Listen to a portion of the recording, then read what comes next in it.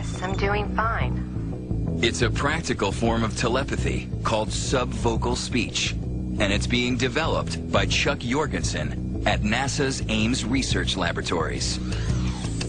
When we perform the task of speaking to somebody, what happens is our brain sends a signal to the muscles that control our vocal cords and our tongue. Those signals themselves provide information, and they correspond to the words that we hear auditorily. Our brains send us these signals even when we keep our mouths shut. And Dr. Jorgensen has figured out a way to retrieve them. In order to capture subvocal speech, the first thing that we have to do is to catch the tiny electronic signals that will be going from Rebecca's mind to her vocal system.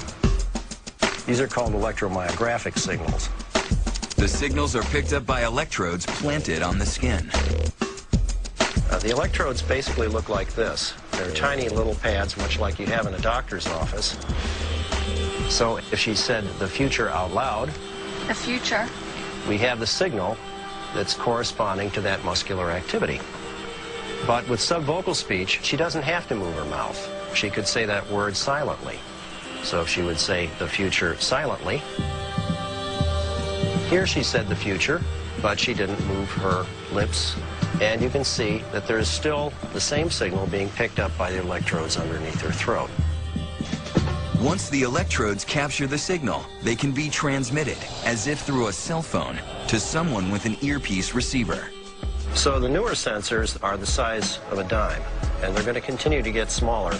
In the not very distant future, we see them being embedded in clothing as a matrix of sensors. Eventually, the technology will be virtually invisible.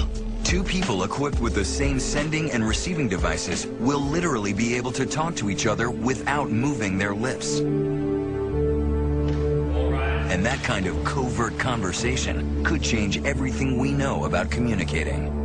What should I say? Don't answer that question.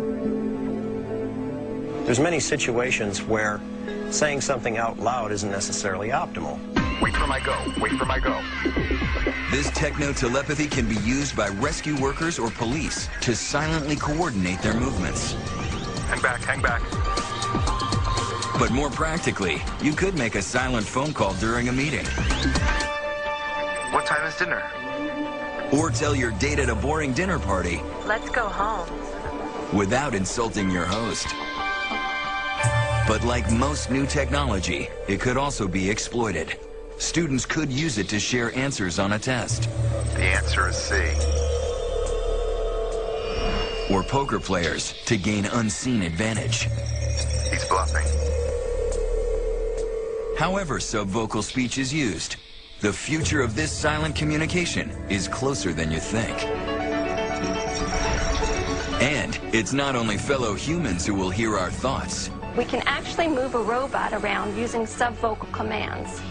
For example, Move forward Machines will also be able to respond. and move left. Good boy.